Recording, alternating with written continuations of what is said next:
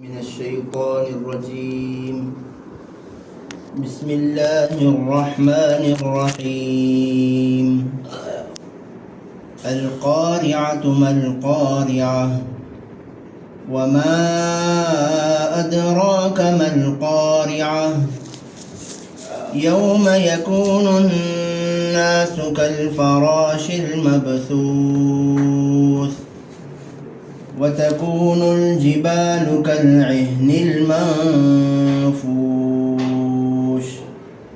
فأما من ثقلت موازينه فهو في عيشة راضية وأما من خفت موازينه فأمه هاوية وما أدراك ما هي نار حامية.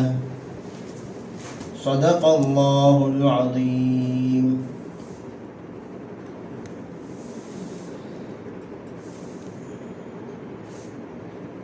شروع اللہ کے نام سے جو بڑے رحمت والے اور رحم والے ہیں. وہ دہلا دینے والی چیز کیسی ہے؟ وہ دہلا دینے والی چیز کیا تمہیں خبر بھی ہے کہ وہ دہلانے والی چیز کیا ہے؟ وہ دن ہے جس دن لوگ بکھرے ہوئے پتنگوں کی طرح ہوں گے اور پہاڑ رنگے ہوئے اون کی طرح اڑتے رہیں گے. اس دن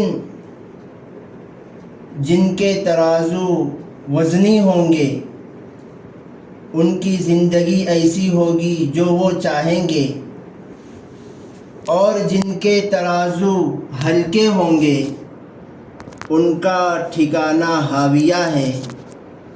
تم جانتے ہو ہاویہ کیا چیز ہے؟ وہ دہکنے والی آگ ہے. یہ سورہ قاریعہ کا ترجمہ ہے. اللہ رب العزت نے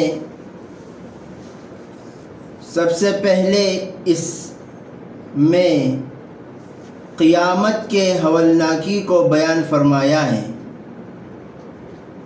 اور ارشاد فرمایا کہ یہ ایک دہلا دینے والی چیز ہے. ایسی بات جو لوگوں کے دلوں کو دہلا دیتی ہے، جس سے لوگ گھبرا جاتے ہیں، جس کی تفسیر ایک اور آیت میں سورہ حج کی اللہ تعالیٰ بیان فرماتے ہیں: یا ایھا الناس اتقوا ربکم ان زلزلۃ الساعۃ شیء عظیم. اے لوگو اپنے رب سے ڈرو، یقیناً قیامت کی گھڑی بہت بھاری چیز ہے. یوم ترونھا، وہ دن جس دن تم دیکھو گے، تذہل کل مرضعۃ عما ارضعت، کہ ہر دودھ پلانے والی ماں اپنے بچے کو، دودھ پیتے بچے کو بھول جائے گی. وَتَضَعُ كُلُّ ذَاتِ حَمْلٍ حَمْلَهَا، اور ہر حاملہ عورت اپنے حمل کو گرا دے گی. وَتَرَى النَّاسَ سُكَارَى، اور تم لوگوں کو دیکھو گے کہ یہ مدہوش ہیں. وَمَا هُمْ بِسُكَارَى، یہ مدہوشی شراب کی وجہ سے نہیں ہے. وَلَكِنَّ عَذَابَ اللَّهِ شَدِيدٌ، لیکن یہ مدہوشی اور یہ گھبراہٹ اور یہ دہلنا، دل کا گھبرا جانا، یہ اس وجہ سے ہے کہ اللہ تعالیٰ کا عذاب بہت سخت ہے. تو اللہ تعالیٰ اس دن کو دہلا دینے والا بیان فرمایا ہے، اور آگے اس کی عظمت کو بیان کرنے کے لیے سوال کے طور پر پوچھ رہے ہیں: تمہیں خبر بھی ہے کہ وہ کیا چیز ہے؟ اور مزید وضاحت اللہ فرما رہے ہیں: یوم یکون الناس کالفراش المبثوث، اس دن بکھرے ہوئے پتنگوں اور پروانوں کی طرح انسان ہوں گے۔ جیسے ایک تو پتنگا، پروانہ، یعنی پروانہ وہ چیز ہے جب کوئی چراغ سلگائی جاتی ہے، جلائی جاتی ہے تو اس کے پاس چھوٹی چھوٹی مخلوق جمع ہو جاتی ہے، چھوٹے چھوٹے کیڑے وہ اڑتے رہتے ہیں، انہیں پروانہ کہا جاتا ہے۔ تو جیسے ایک چراغ کے آس پاس میں کئی پتنگے ہوتے ہیں، اسی طریقے سے بہت سارے پتنگے جمع ہو جائیں گے۔ وہ کثرت بیان کرنا مقصود ہے، کیونکہ اس دن آدم علیہ السلام سے لے کر قیامت تک کے تمام انسان، مرد اور عورت، مومن اور غیر مومن، تمام کے تمام جمع ہو جائیں گے۔ جس دن کے بارے میں لوگ پوچھا کرتے تھے اَإِذَا مِتْنَا وَكُنَّا تُرَابًا وَعِظَامًا أَإِنَّا لَمَبْعُوثُونَ، کیا اس دن، کیا اس وقت جب کہ ہم لوگ مر گئے ہوں اور ہم ہڈی ہڈی ہو گئے ہوں، کبھی بعضوں کی ہڈیاں وہ مٹی ہو گئے ہوں، کیا انہیں واپس بلایا جائے گا؟ اس دن اللہ تعالیٰ فرماتے ہیں، جیسے کہ سورہ واقعہ میں بھی ہے، تمام کے تمام کو لمجموعون، سب کے سب جمع کیے جائیں گے۔ او آباؤنا الاولون قل نعم وانتم داخلون، سب کے سب جمع ہوں گے، تم اور تمہارے آبا و اجداد۔ تو کثرت کی وجہ سے وہ پروانے کی طرح معلوم ہوں گے۔ جیسے کہ ہم لوگ دیکھتے ہیں کعبۃ اللہ میں نماز پڑھنے کا نظارہ بتلایا جاتا ہے، جب دور سے بتلایا جاتا ہے تو وہ چھوٹی چھوٹی مخلوق کی طرح، وہ چیونٹیوں کی طرح نظر آتے ہیں، تو وہ کثرت بتانا مقصود ہے۔ اور یہ ایک دوسری وجہ، جیسے پروانے بالکل کمزور ہوتے ہیں، ان کو مارنے کے لیے کسی طاقت کی ضرورت نہیں، اگر کوئی بھاری کپڑا بھی ان کے اوپر گر جائے تو وہ ختم ہو جاتے ہیں۔ تو ایسے اتنے کمزور انسان ہوں گے، انسان کی جو طاقت ہوگی، جو بڑائی ہوگی، سب کی سب ختم ہو گئی ہوگی۔ اور آگے اللہ تعالیٰ فرماتے ہیں تکون الجبال کالعہن المنفوش، اس وقت جو سب سے زیادہ مضبوط مخلوق ہے پہاڑ، وہ پہاڑ روئی، رنگے ہوئے روئی کی طرح اڑتے رہیں گے۔ اللہ تعالیٰ ایک اور جگہ ارشاد فرماتے ہیں سورہ حج ہی میں، یسألونک عن الجبال فقل ینسفها ربی نسفا، سورہ طٰہٰ میں فرماتے ہیں لوگ پہاڑ کے بارے میں پوچھتے ہیں کہ یہ پہاڑ کیسے باقی رہیں گے، ان پہاڑ کا کیا ہوگا؟ تو آپ فرمائیے کہ ان پہاڑوں کو اللہ تعالیٰ نیست و نابود کر دیں گے۔ اور جو فرمایا عہن، عہن کہتے ہیں رنگے ہوئے اون کو، جیسے اون بکری اور مینڈ کے بالوں کو اون کہتے ہیں۔ تمام بکریاں الگ الگ رنگوں کے ہوتے ہیں، بھیڑ الگ الگ رنگ کے ہوتے ہیں، تو ان کے بال بھی الگ الگ رنگ کے ہوتے ہیں، تو یہ پہاڑ بھی الگ الگ رنگ کے ہیں۔ اللہ تعالیٰ فرماتے ہیں وَتَرَى الْجِبَالَ أَلَمْ تَرَ أَنَّ اللَّهَ خَلَقَ السَّمَاوَاتِ وَالْأَرْضَ وَتَرَى الْجِبَالَ مُخْتَلِفًا أَلْوَانُهَا وَغَرَابِيبُ سُودٌ وَمِنَ الْجِبَالِ جُدَدٌ بِيضٌ وَحُمْرٌ مُخْتَلِفٌ أَلْوَانُهَا وَغَرَابِيبُ سُودٌ، کہ پہاڑوں میں سے بعض ہیں جو بالکل سفید ہیں، بعض پہاڑ بالکل کالے ہیں، بعض پہاڑ لال ہیں، الگ الگ رنگوں کے ہیں۔ تو الگ الگ رنگوں کے پہاڑ جب اڑیں گے تو ایسے نظر آئے گا جیسے کہ یہ الگ الگ رنگ کے اون ہیں۔ یہ تو ہے اللہ تعالیٰ نے بیان فرمایا قیامت کا ماحول، قیامت قائم ہوتے وقت لوگوں کا کیا حال ہوگا، اور لوگوں کے علاوہ جو چیزیں ہیں ان کا حال کیا ہوگا، یہ دنیا اس وقت کیا ہوگی۔ جو ایک سوال پیدا ہوتا ہے کہ جب تمام لوگوں کو اٹھایا جائے گا تو یہ زمین اس وقت کتنی ہوگی، آسمان کا کیا حال ہوگا، آسمان کا رنگ کیا ہوگا، کیا قیامت کے قریب آسمان، جب قیامت قائم ہوگی تو کیا آسمان لال ہو جائے گا، کالا پڑ جائے گا، سفید رہے گا، کیا ہوگا؟ تو یہ ایک بات معلوم ہونی چاہیے کہ ہم جس دنیا میں ہیں، اس دنیا کا وقت جو موت ہے، ختم ہونے کا جو وقت ہے، اس دنیا کی موت وہ قیامت کی گھڑی ہے۔ جب قیامت قائم ہوگی تو یہ زمین جس پر ہم موجود ہیں، یہ زمین باقی نہیں رہے گی، جو آسمان ہمارے اوپر ہے وہ آسمان نہیں رہے گا، اور جو پہاڑ ہم دیکھ رہے ہیں وہ پہاڑ نہیں رہیں گے، جو گھر بار ہم تمام درخت و شجر دیکھ رہے ہیں کچھ بھی باقی نہیں رہے گا، یہ دنیا سب ختم ہو جائے گی۔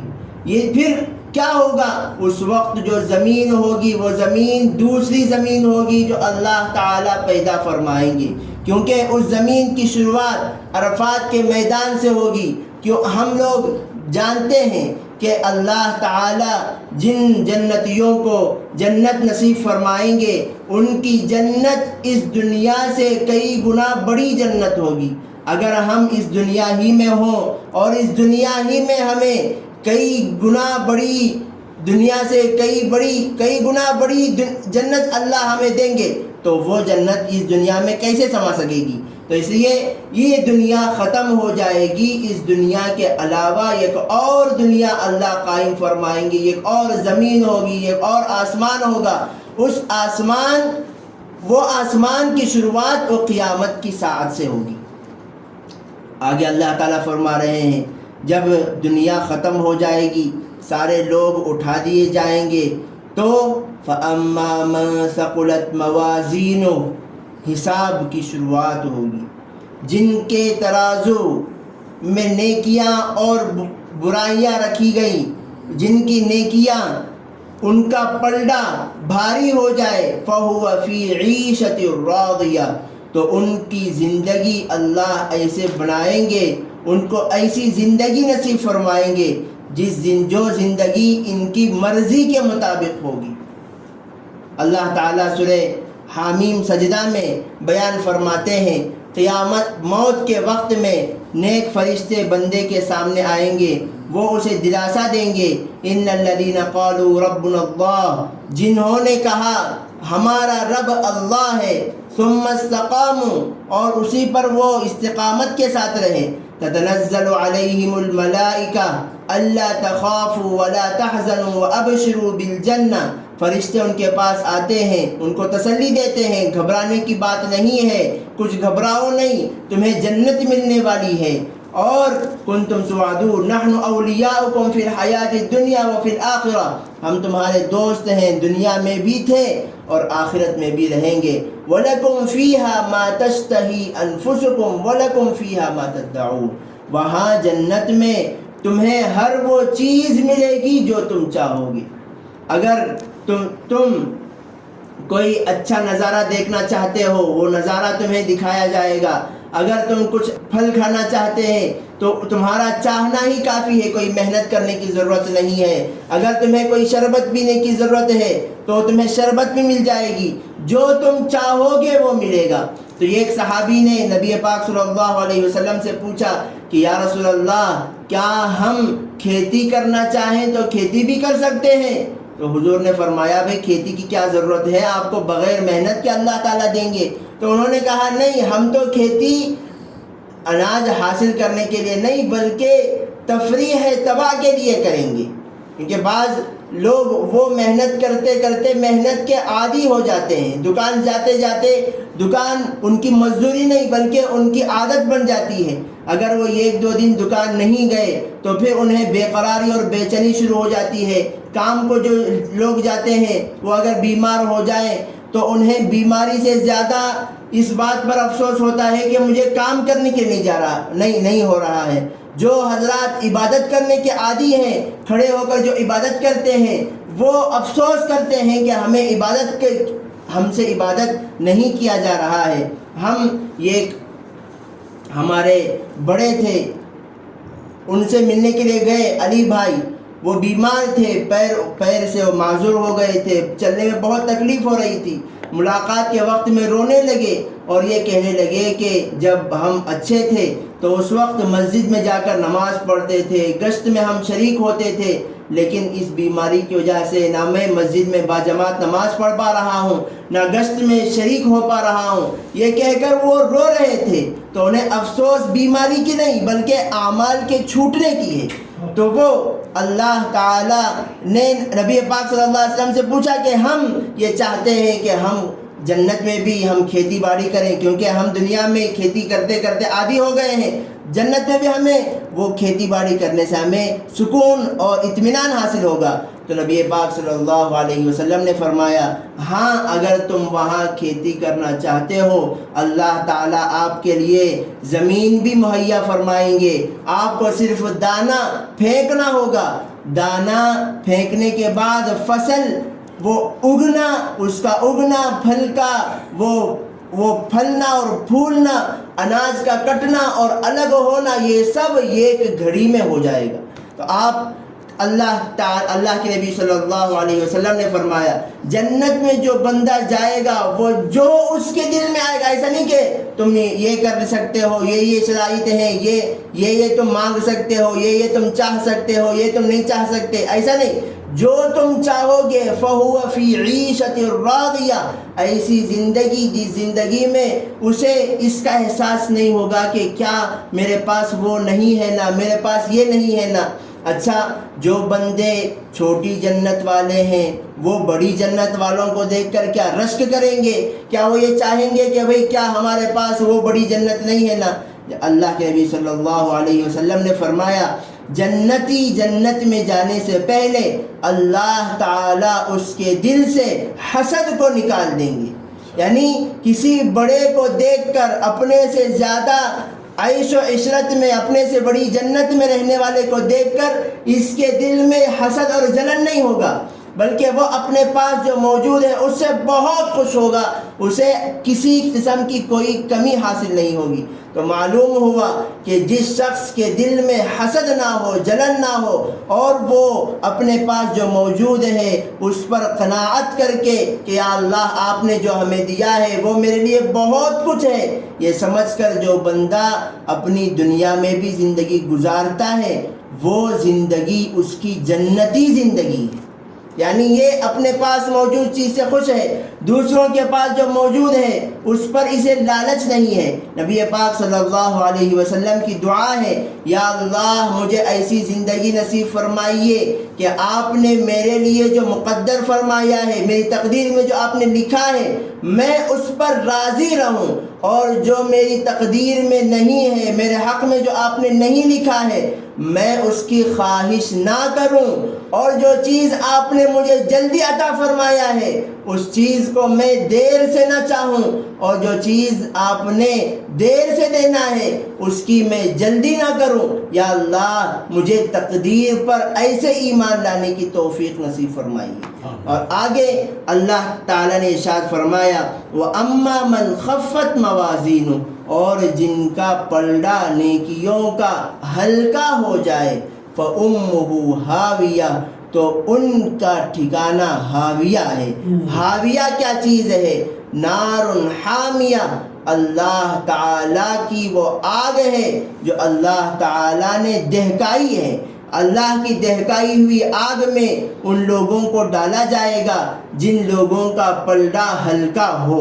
تو یہاں ایک بات تو یہ ہے کہ مفسرین نے ارشاد فرمایا کہ اللہ تعالیٰ آپ ترازو 2 مرتبہ قائم فرمائیں گے. ایک مرتبہ قائم فرمائیں گے اس میں معلوم ترازو میں تولا جائے گا ایمان کو. جس کا ایمان ہوگا چاہے وہ ایمان کم ہو یا زیادہ ہو، تمام مؤمنین کا پلڑا بھاری ہوگا، اور جو کافر ہوں گے ان کا پلڑا ہلکا ہوگا. تو یہ ایک مرتبہ ترازو میں تمام کے ایمان کو تولا جائے گا. اس کے بعد کہا جائے گا وَامْتَازُوا الْيَوْمَ أَيُّهَا الْمُجْرِمُونَ، اب الگ ہو جاؤ جن جن کے پلڑے ہلکے ہوئے ہیں، تمام کفار الگ ہو جائیں، اور جن کے دل میں ایمان ہے چاہے وہ تھوڑا سا ایمان ہی کیوں نہ ہو وہ الگ ہو جائیں. اب الگ کرنے کے بعد دوبارہ ترازو قائم کیا جائے گا، اس میں اعمال تولے جائیں گے. تو پہلا ترازو ایمان کا ہوگا، دوسرا ترازو اعمال کا ہوگا.